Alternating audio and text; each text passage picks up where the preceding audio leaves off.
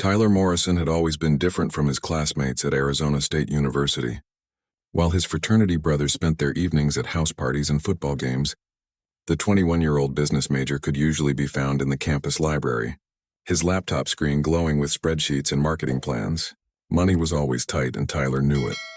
His single mother, Rachel Morrison, worked 2 jobs back in their hometown of Tucson just to help cover what his partial scholarship didn't. Tyler saw the exhaustion in her eyes every time he came home for the holidays. The way her hands trembled slightly when she signed yet another student loan document. He had promised himself that he would graduate, debt-free if he could help it. That promise drove him to work 3 part-time jobs while maintaining a 3.7 GPA. But working at a campus coffee shop tutoring freshmen in economics and doing freelance graphic design on Fiverr barely covered rent for his shared apartment, let alone tuition, books, and living expenses. Tyler was drowning in a sea of financial anxiety, watching his more affluent classmates jet off to spring break destinations he could only dream about. That's when he discovered SeekingLuxury.com. The website had been advertised to him through a targeted Instagram ad. The algorithm had clearly identified him as someone searching for phrases like "make money fast student" and "pay for college alternative ways." The site's homepage showed attractive young people living lavish lifestyles, designer clothes, exotic vacations, fancy restaurants. The tagline read, "Connect with successful benefactors who want to invest in your future." Tyler had heard about sugar dating before. His roommate Jake had joked about it, claiming some guy in their econ class was flying first class to Miami every month to see his sponsor. Tyler had always dismissed it as an urban legend, or at best something only women did.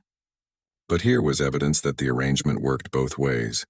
For 3 weeks, Tyler just looked at the website. He created a profile but left it blank, unable to bring himself to actually fill it out. The moral implications wrestled in his mind. Was this prostitution? Was he really that desperate? What would his mother think? Then the letter came from the university. Due to state budget cuts, his partial scholarship was being reduced by 40%. Tyler did the math. He would need an additional $18,000 for his senior year starting in just 4 months. $18,000 he absolutely did not have and could not earn in time through his current jobs. That night, Tyler completed his Seeking Luxury profile. He kept it simple, honest.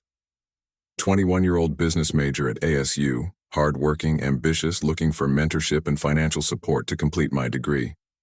I value meaningful conversation, cultural experiences, and personal growth. Open to travel and companionship with the right person. He uploaded 3 photos. 1 in his business presentation attire from a class competition, 1 casual photo from a hiking trip, and 1 gym selfie that Jake had insisted he include. "You gotta show them you take care of yourself, bro," Jake had said, not knowing the full context. Tyler set his profile to private and went to bed, convinced nothing would come of it anyway. By morning, he had 43 messages. Most were clearly spam or scams. Obvious fake profiles with stolen photos, people asking him to send money first for verification, or explicit requests that made his stomach turn. Tyler deleted these immediately, but among the noise, a few messages seemed genuine and stood out. "Hello, Tyler. I came across your profile and was impressed by your authenticity. Most people on here are so superficial, but you seem to have real substance and goals. I'm a successful businesswoman based in Dubai, though I travel frequently to the US for work. I've built my career in luxury real estate and private equity, and I genuinely enjoy mentoring young people with potential. I'm not looking for anything transactional. I'm looking for intelligent companionship. Someone I can have real conversations with and perhaps show a different side of life to. If you're interested in learning more, I'd love to chat. V." The profile belonged to someone named Vivian Ashford. Her photos showed an attractive woman who appeared to be in her early 40s, photographed at various upscale locations. A yacht in Monaco, a restaurant in Paris, a business conference in Singapore. She had dark hair styled elegantly, and in every photo she wore understated but clearly expensive jewelry and clothing. Unlike other profiles Tyler had seen, Vivian's wasn't overtly sexual or flashy. Her About Me section described a woman who had built her fortune through smart investments and hard work, who valued education and culture, and who was seeking a genuine connection with someone mature beyond their years. Tyler messaged back cautiously, Hi Vivian, thank you for reaching out. Your profile definitely stands out from others on here. I'd be interested in talking more about what you're looking for. Her response came within an hour, and so began a conversation that would change Tyler's life forever, though not in the way he hoped. Over the next 2 weeks, Tyler and Vivian exchanged hundreds of messages. She asked about his classes, his career goals, his interests. He learned that she was originally from London, but had moved to Dubai 15 years ago to take advantage of the city's booming luxury real estate market. She claimed to be divorced with no children, dedicating her life to her business and her passion for art collecting. What struck Tyler most was how normal their conversations felt. She never brought up sex or physical expectations. Instead, they discussed books, politics, business strategy. Vivian recommended podcasts and articles. She asked intelligent questions about his thesis project and offered industry insights that actually helped his research. Most people on Seeking Luxury just want arm candy for events, she wrote one evening. I want substance. I want someone who challenges me intellectually, who I can invest in, not just financially, but mentally and emotionally. I've been successful, Tyler, but success can be very lonely. I'm looking for companionship in the truest sense. After 2 weeks of daily conversations, Vivian made her offer. I'd like to meet you in person. I'm coming to Los Angeles next month for a business conference. If you're comfortable, I'd love to fly you out for the weekend, put you up in a nice hotel, and we can spend some time together in person to see if this connection is real. No pressure, no expectations beyond dinner and conversation. And whether this works out or not, I'd like to contribute $2,000 toward your tuition as a gesture of goodwill for the wonderful conversations we've shared. $2,000, nearly a month's rent and food. Tyler stared at the message for an hour before responding. He called his best friend from high school, Marcus, the one person who wouldn't judge him. Man, this sounds too good to be true, Marcus warned. Rich older woman Dubai flying you to LA. This is either a scam or you're about to become someone's kept man. It's just a weekend, Tyler rationalized. Public place. I'll have my own hotel room. If it feels wrong, I leave. I'm not signing my life away. Just be careful, Marcus said. And for God's sake, tell someone where you're going. Don't be one of those people on a crime documentary. Tyler laughed off the concern. But he did share his LA hotel information with Marcus and promised to check in daily. 3 weeks later, Tyler sat in seat 4A of a first-class flight to Los Angeles. His first time ever flying anything but economy. As the flight attendant handed him a glass of champagne and a hot towel, Tyler thought about his mother working the night shift at the hospital. He thought about the $18,000 he still needed for tuition. He thought about Vivian's message from that morning. Can't wait to finally meet you. I have a feeling this is the beginning of something special. What Tyler Morrison couldn't know as he sipped his champagne somewhere over New Mexico was that he was walking into a carefully constructed trap, one that would lead him from Los Angeles to Dubai, from hope to horror, and ultimately to a tragedy that would devastate 2 families and leave more questions than answers. The golden opportunity Tyler thought he'd found was actually a gilded cage, and by the time he realized it, escape would no longer be possible. The Peninsula Beverly Hills was unlike any hotel Tyler had ever seen. As the town car pulled up to the entrance, valets in crisp uniforms descended like a choreographed dance. Tyler clutched his worn backpack, his only luggage, suddenly acutely aware of how out of place he looked. Mr. Morrison, welcome, the front desk attendant said with a smile that suggested she welcomed millionaires daily. Ms. Ashford has already checked you in. You're in the garden suite on the 4th floor. She's requested that you rest from your journey and meet her for dinner at 8 this evening in the living room restaurant downstairs. The suite was larger than Tyler's entire apartment in Phoenix. Floor-to-ceiling windows overlooked manicured gardens. The bathroom had a soaking tub and separate rainfall shower. On the desk sat a welcome basket with a handwritten note. Tyler, I'm so glad you're here. Take your time settling in. I've taken the liberty of arranging some proper attire for our dinner. You'll find options in the closet. No pressure to wear them if you're not comfortable, but I want you to feel confident tonight. Looking forward to finally meeting you. V. In the closet hung 3 designer outfits, all in his exact size. Tyler ran his fingers over a charcoal Tom Ford suit, the fabric softer than anything he'd ever touched. How did she know his measurements? At exactly 8 p.m., Tyler walked into the living room restaurant wearing the suit. It fit perfectly. He spotted Vivian immediately. She sat at a corner table, somehow even more striking in person than in her photos. She wore a simple black dress that probably cost more than Tyler's entire semester tuition. Her dark hair swept elegantly to one side. "Tyler," she stood, extending her hand. Her grip was firm, confident. "You're even more handsome in person. Please sit." The first hour evaporated in easy conversation. Vivian was charming, attentive, asking questions about his flight, his classes, his thesis project on emerging markets in sustainable luxury goods. She listened intently, offering insights from her own experience in international real estate. "You have a natural understanding of what drives high-net-worth individuals," she said over the second course. "That's rare in someone your age. Most young people today think success is about social media followers. You understand? It's about value creation." Tyler felt himself relaxing. This wasn't creepy or transactional. This felt like dinner with a sophisticated mentor who happened to be beautiful and incredibly successful. Over dessert, Vivian's tone shifted slightly, becoming more personal. "Can I be honest with you, Tyler? I was married for 12 years to a man who saw me as an accessory. Someone to look good at his business dinners, to manage his household, to smile and nod. When I finally left him and built my own empire, I promised myself I would never again be with someone who saw me as less than an equal. The problem is men my age either want a trophy wife, or they're intimidated by successful women. Younger men, they tend to be more open-minded about powerful women. I don't find powerful women intimidating," Tyler said. "I find them inspiring. My mother raised me alone while building her nursing career. Strong women are what I'm used to." Vivian smiled, something warm and genuine crossing her face. "Your mother did a beautiful job raising you.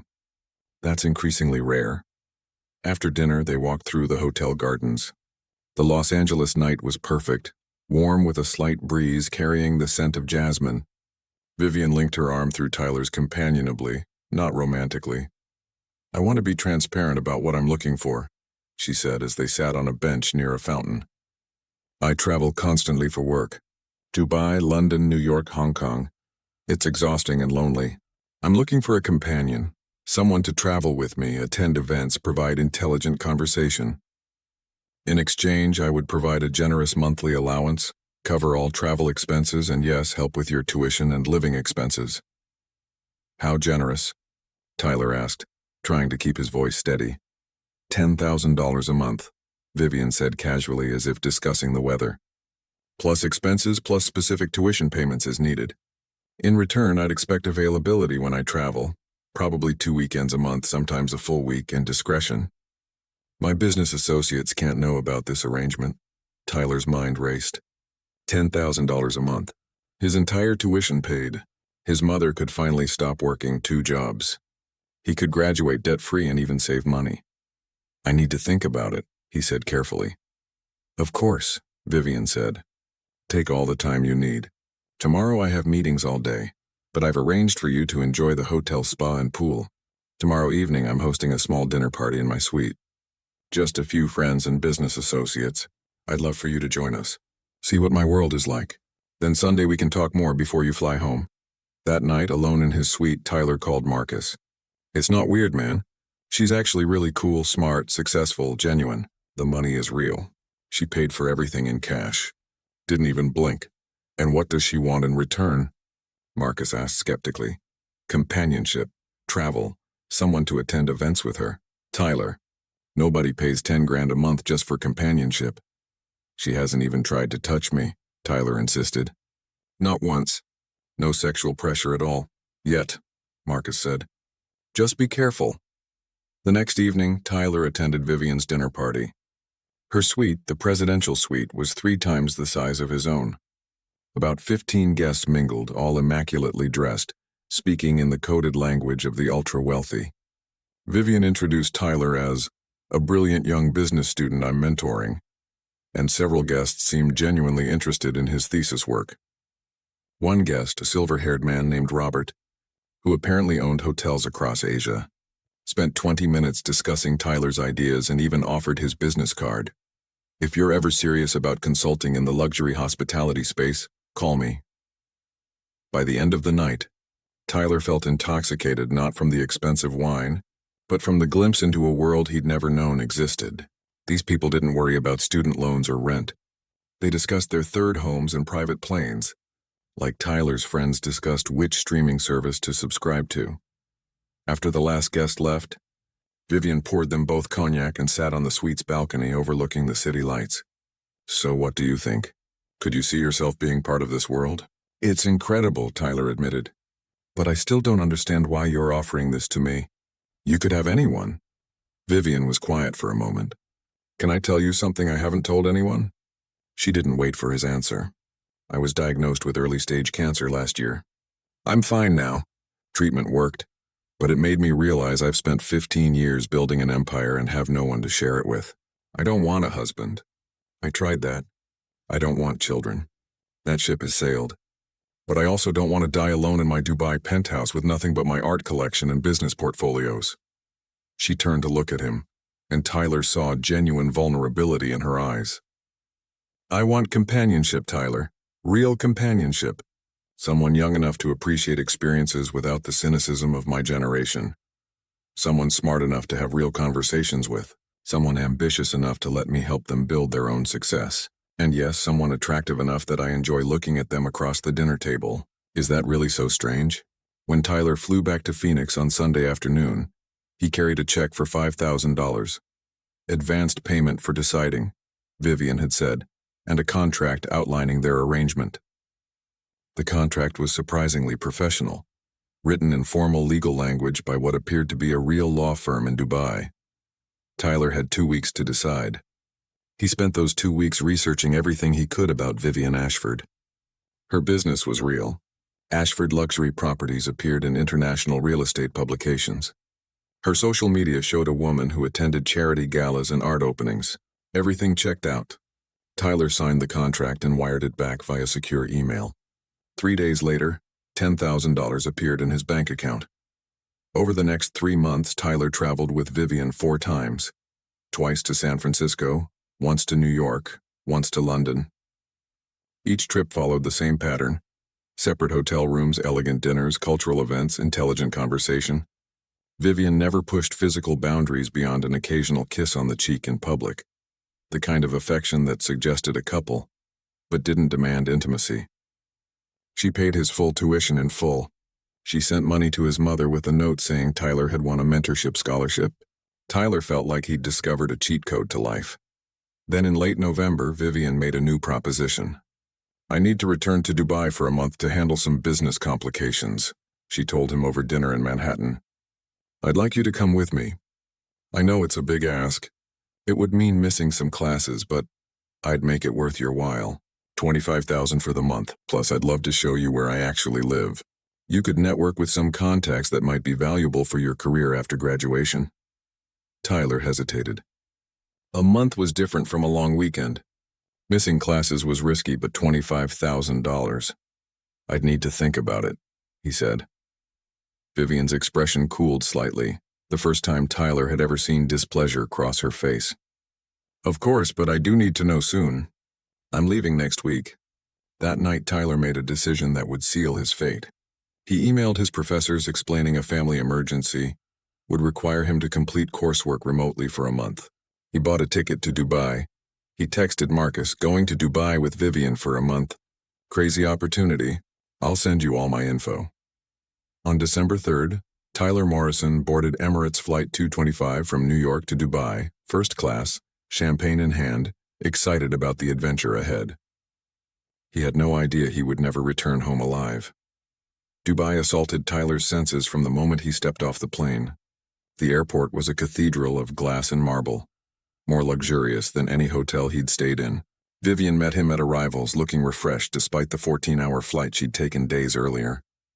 "Welcome to my world," she said, leading him to a waiting Mercedes with a private driver. The drive to her penthouse took them along Sheikh Zayed Road, past the Burj Khalifa, piercing the sky like a needle of light. Tyler pressed his face to the window like a child, watching the impossibly tall buildings slide past. Everything gleamed. The cars, the buildings, even the people seemed to shine with wealth. Vivian's penthouse occupied the top floor of a luxury tower in Dubai Marina. The elevator opened directly into her apartment. No hallway, just straight into a massive living space with floor-to-ceiling windows overlooking the Persian Gulf. The decor was minimalist, but clearly expensive. Abstract art Tyler recognized from his art history class, designer furniture, and a wine collection that probably cost more than his mother's house. "Your room is down that hall." "Second door," Vivian said, checking her phone. "Get settled. I have a business dinner tonight that you're not invited to. Too boring. All contracts and negotiations. Order room service. Explore the building if you want. There's a pool on the 40th floor, gym on the 39th. I'll be back around midnight." She kissed his cheek and left, her heels clicking on the marble floor. Tyler found his room, a guest suite with its own bathroom and a view of the marina. He unpacked his single suitcase, suddenly aware of how little he'd brought. On the bed lay a note. "Key code for building entry 7734. Your name is registered with security. Enjoy exploring. V." The first 3 days followed a pleasant pattern. Vivian had meetings most of the day. Tyler explored Dubai, the souks, the beaches, the Mall of the Emirates with its indoor ski slope. He video called Marcus, showing him the view from the penthouse. "Dude, this is insane. I'm living in a postcard." But on the 4th night, things shifted. Vivian returned from her dinner meeting earlier than usual, around 9 p.m. She poured herself a large glass of wine and sat on the terrace, staring at the city lights. Tyler noticed she seemed tense. "Everything okay?"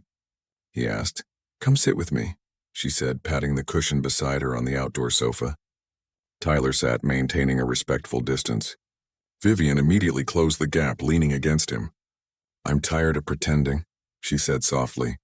Tyler's stomach tightened. "Pretending what?" "That this is just companionship." She turned to face him, her hand on his chest. "You're a beautiful young man, Tyler. Intelligent, ambitious, kind. I've been patient letting you get comfortable, but we both know what this arrangement really is. Vivian, She kissed him before he could finish. It wasn't aggressive, but it was deliberate, insistent. Tyler pulled back gently. "I thought this wasn't about that." Her expression hardened. "Tyler, I've paid you $35,000 over 3 months. I've covered your tuition, your flights, your hotels. Did you really think that was for conversation?" "The contract said companionship." "It didn't mention the contract," she laughed, but there was no warmth in it. "The contract is for legal protection. This is the real world. Men have been paying women for companionship for centuries. Why is it so shocking when the genders reverse?" Tyler stood up, trying to keep his voice calm. "I should go back to my room." "Don't be dramatic," Vivian said, refilling her wine glass. "You're 21 years old, not a blushing virgin. I'm offering you an incredible life. All I'm asking for is what we both knew this was from the beginning." That night, Tyler lay awake in his room, his door locked. He checked his bank account. The $25,000 for this month hadn't been deposited yet. He had maybe $800 to his name. His return flight wasn't for 3 more weeks. He was in a foreign country where he knew nobody except Vivian.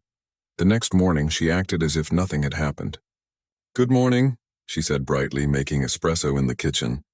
"I have meetings until 6. There's a yacht party tonight. Some business associates, very important for networking. Wear the white linen outfit in your closet." Tyler wanted to confront her, to demand his return flight be changed. But something in her tone made him hesitate. He nodded and spent the day at the beach, trying to think clearly. The yacht party was on a massive vessel anchored off Palm Jumeirah. About 30 guests, mostly wealthy Arab men in their 40s and 50s, and a handful of young Western women who looked uncomfortable despite their designer dresses. Tyler immediately understood what he was seeing. Vivian introduced him to a man named Khalid, a real estate developer who apparently owned half of downtown Dubai. "This is Tyler, my American friend. Very bright business mind." Khalid's eyes assessed Tyler with the same expression Tyler had seen men use when looking at cars or watches. "American boys are always so ambitious," Khalid said in perfect English. "Vivian, you always find such interesting companions." Tyler excused himself and found a quiet spot on the yacht's lower deck. Another young man sat there smoking and staring at the water. He looked about Tyler's age, maybe European based on his accent. "First time?" the man asked. "First time what?" "First time realizing what you've gotten yourself into." The man, he introduced himself as Matteo from Italy, had been in Dubai for 6 months with his sponsor, A wealthy Emirati businessman. They're very good at the setup, the luxury, the money, the promise of networking and opportunity. Then you're here and the expectations change. Can't you just leave? Tyler asked. Matteo laughed bitterly. With what money and go where?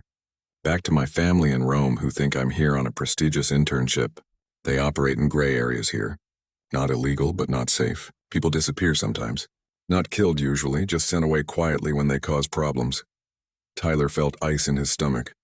You're trying to scare me. I'm trying to warn you, Matteo said. Whatever she promised you, whatever you think this is, it's something different. And by the time you realize it, you're in too deep. That night, back at the penthouse, Tyler tried to book an earlier flight home. His credit card was declined, maxed out from previous expenses he'd been relying on Vivian's money to cover. He checked his passport, locked in Vivian's safe for security, she'd said when they arrived. He was trapped. At 2 a.m., Tyler heard Vivian return with guests. Male voices, laughter, the clink of glasses. Then a knock on his door. Tyler, Vivian called, come out. I want you to meet some friends. Tyler didn't answer, pretending to be asleep. The knocking continued. Tyler, don't make this difficult. I have someone very important here who wants to meet you. This is a business relationship. Remember, I need you to be charming. Through the door, Tyler heard a man's voice speaking Arabic. Then Vivian again. He's just tired from the sun. Tomorrow night, I promise. Footsteps retreated. Tyler sat with his back against the door until sunrise, finally understanding the trap he'd walked into. The golden opportunity had become a golden cage, and Tyler Morrison was running out of time to find a way out. Tyler woke to find his phone missing from the nightstand. He searched his room frantically before finding it in the kitchen next to Vivian, who was scrolling through his messages. Looking for this? She asked casually, not looking up. Interesting conversation with Marcus. You told him you're uncomfortable and want to come home early. That's private. Nothing is private when you're living in my home, spending my money. Vivian set the phone down. I've invested over $50,000 in you, Tyler. Did you think you could just leave whenever you wanted? The contract said either party could terminate. The contract, she laughed coldly, was signed under UAE law. Do you know what that means? It means I have significantly more legal protection here than you do. You're a foreign guest in my home. If I report you to authorities as someone who violated the terms of our agreement, who accepted money under false pretenses, you'd be detained for questioning. Immigration violations are taken very seriously here. Tyler's blood ran cold. You're threatening me. I'm explaining reality. Vivian poured coffee, her movements calculated and calm. You have two choices. Fulfill our arrangement for the remaining week and a half. Attend the events I need you at. Be charming and compliant and you'll go home with your $25,000 and we'll part as friends. Or make this difficult, and I'll ensure you leave Dubai with nothing but legal problems that will follow you back to America. This is insane. You can't keep me here, can't I? She showed him her phone. On the screen was a photo of Tyler at the yacht party, drink in hand talking to Khaled. You've been photographed at multiple events with known businessmen. You've accepted large cash payments across international borders. If I wanted to make your life complicated, I have documentation of everything. Tyler felt the walls closing in. He thought of his mother, of his scholarship, of graduating in 6 months. An international legal scandal would destroy everything. That evening, Vivian forced him to attend a private dinner at Khaled's estate in Emirates Hills. The house was a palace, marble everywhere, gold fixtures, staff moving silently through rooms. 6 men sat around the dinner table, all Arab businessmen in their 50s and 60s. Tyler was the only young person present, the only Westerner. Throughout dinner, the men discussed him in English as if he were an object. American boys have such ambition, one said. Very refreshing. Another asked Vivian, is he for arrangement? Khaled expressed interest. Vivian smiled. Tyler is my companion, but I'm always open to discussing terms with the right offer. Tyler stood abruptly. I need air. He walked out to the estate's garden, his hands shaking. Behind him, he heard Vivian's heels on the stone pathway. You're embarrassing me, she hissed. I'm not for sale, Tyler said. You've been for sale since you created that seeking luxury profile. Her mask had completely fallen now. You wanted the money. The lifestyle, the easy way out of your student debt. You just didn't want to admit what you were really selling. I want to go home. Tomorrow I'll pay back the money somehow. Vivian grabbed his arm hard enough to bruise. You're not going anywhere until I say so.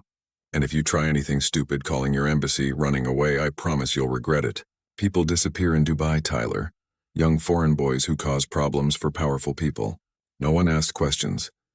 She released him and walked back toward the house, pausing at the door. Dinner is over in an hour. Be charming when you come back or suffer the consequences. Tyler stood in the garden, the Dubai skyline glittering mockingly in the distance. He pulled out his phone. Vivian had returned it, likely confident he was too scared to use it, and opened his messages to Marcus. His fingers trembled as he typed, "I'm in serious trouble. She won't let me leave. If something happens to me." Her real name is Vivian Ashford. Penthouse at Marina Tower 7, Dubai. Tell my mom I love her. He hit send just as a hand clamped on his shoulder. One of Khalid's security guards, massive and expressionless, gestured toward the house. Tyler walked back inside, knowing he'd just made a terrible mistake. Tyler didn't return to the penthouse that night. After the dinner at Khalid's estate, he told Vivian he felt sick and asked the driver to drop him at a hotel instead. She'd allowed it, probably glad to be rid of his resistance for one night. He checked into a modest hotel near the airport using the last of his credit card limit and immediately called the U.S. Embassy emergency line. The operator listened to his story, her tone professional but detached. "Sir, this sounds like a civil contract dispute. Unless you're being physically held against your will or in immediate danger, we can't intervene in private business arrangements. She has my passport," Tyler insisted. "Is it locked in a safe at a residence you have access to?" "Yes, but then technically you have access to it." "Sir, I strongly recommend you resolve this matter privately or seek legal counsel. If you feel you're in danger, contact Dubai police." Tyler hung up, defeated.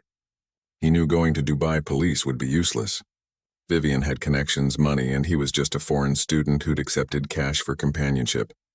He called Marcus, who answered on the first ring. "Dude, I got your message. I'm freaking out. Should I call someone?" "I don't know," Tyler admitted, his voice breaking. "I just need to get to the airport tomorrow and get on any flight home. I don't care about the money anymore." "What about your passport?" "I'll have to go back for it in the morning when she's at her meeting." That was Tyler's plan. Wait until Vivian left for her 9 a.m. business breakfast. Return to the penthouse, break into the safe if necessary, and get to the airport. He had memorized the safe's location and had watched her enter the code once, her birthday, arrogant and predictable. But Vivian had plans of her own. At 7 a.m., Tyler's hotel room phone rang. "Mr. Morrison, there's a woman here to see you. She says she's your sponsor and you need to come down immediately." Tyler's stomach dropped. He looked out the window. Vivian's Mercedes was parked outside, the driver leaning against it. How had she found him? His phone. He realized she'd probably installed tracking software when she took it. He'd been naive to think she wouldn't monitor his movements. Tyler went downstairs knowing he had no choice. Vivian stood in the lobby wearing sunglasses, her expression unreadable. "Get in the car now. We need to talk." The drive back to the penthouse was silent. Once inside, Vivian poured herself vodka despite the early hour. "I gave you every opportunity," she said quietly. "Every chance to make this easy. But you had to be difficult. You had to threaten me. Involve your little friend back home, try to run to the embassy." "I just want to go home," Tyler said, trying to keep his voice steady. "You will tonight. I've booked you on the 11 p.m. Emirates flight to New York." She slid his passport across the counter. "But first you're going to attend one final event with me. Khalid is hosting a New Year's preview party at his desert estate. You're going to be charming, compliant, and grateful. You're going to make me look good in front of these people. And then you can go back to your pathetic little life in Arizona." "And if I refuse?" Vivian's smile was cruel. "Then I make one phone call and you're detained for questioning about financial fraud. Your choice, 6 hours of playing nice or 6 months in a Dubai jail while they investigate." That afternoon, they drove out to Khalid's desert estate, an hour outside the city. The compound was isolated, surrounded by endless sand dunes. Tyler counted 8 security guards as they entered. The party was smaller than the yacht, maybe 20 guests, all men except for Vivian and two other Western women, who looked as trapped as Tyler felt. The alcohol flowed freely, the music pounded, and the sun set over the desert, painting everything gold and red. Around 10 p.m., Tyler found Khaled alone on a terrace. The older man smiled. "You're very tense, my friend. Vivian tells me you're leaving tonight, a shame. I was hoping to get to know you better." He placed a hand on Tyler's shoulder. Tyler jerked away. "Don't touch me." Khaled's expression darkened. "Vivian, you have not trained this one properly." What happened next would be disputed by witnesses, security footage mysteriously corrupted and statements contradictory, but the outcome was undeniable. An argument erupted. Tyler demanded to leave immediately. Vivian refused. Tyler attempted to take Khaled's phone to call for a taxi. Security intervened. In the chaos, Tyler was pushed or fell from the terrace. The 15-foot drop onto decorative rocks below killed him almost instantly. Rachel Morrison sat in her living room surrounded by paperwork she didn't understand. Dubai police reports in Arabic with rough English translations, legal documents from attorneys who wanted retainers she couldn't afford, and a death certificate that listed her son's death as an accidental fall. Tyler's body had been returned to her 3 weeks after his death, cremated per UAE regulations before she could request an independent autopsy. The U.S. Embassy had been polite but ultimately unhelpful, citing the limitations of their jurisdiction over foreign nationals' private disputes. Marcus had immediately shared Tyler's final messages with Rachel and the FBI. An investigation was opened, but it quickly hit walls. Vivian Ashford, they discovered, was not her real name. The luxury real estate business existed, but was registered to a shell corporation in the Cayman Islands. The penthouse was leased under a different name. The legal contract Tyler signed was technically valid under UAE law, making his presence voluntary. Dubai police concluded their investigation within 2 weeks. Accidental death during a social gathering. Multiple witnesses, all friends of Khaled, stated Tyler had been drinking heavily and stumbled. The security footage from the terrace had been corrupted. Conveniently, no charges were filed. Rachel hired a private investigator who uncovered a disturbing pattern. Vivian had operated under at least 4 different identities over the past decade.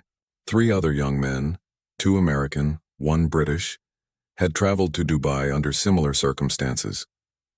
One returned home traumatized but alive, refusing to discuss details. One remained in Dubai, now working for one of Khaled's companies, his social media showing a shell of the ambitious student he'd once been. The third had disappeared entirely, last seen in Abu Dhabi 2 years ago. The investigator hit a wall when he tried to dig deeper. "These people operate with immunity," he told Rachel.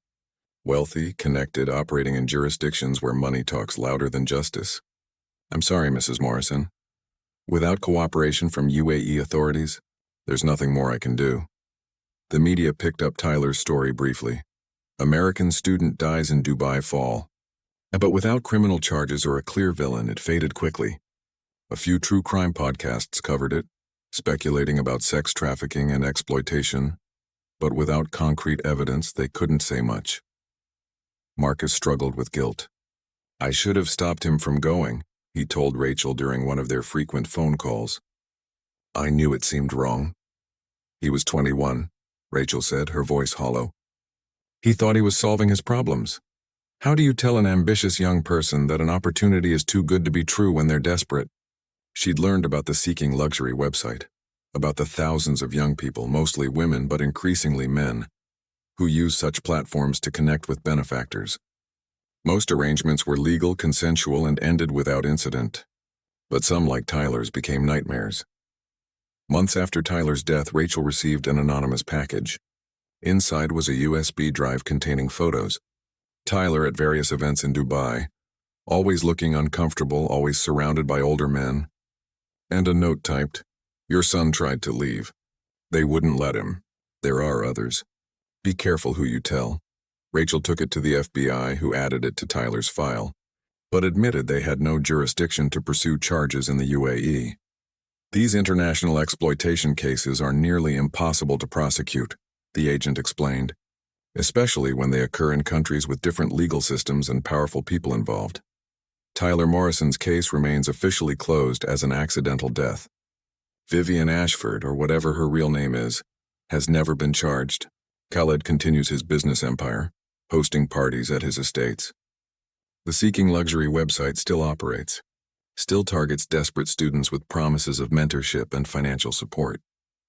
Rachel established a foundation in Tyler's name, warning students about the dangers of sugar dating and exploitation schemes.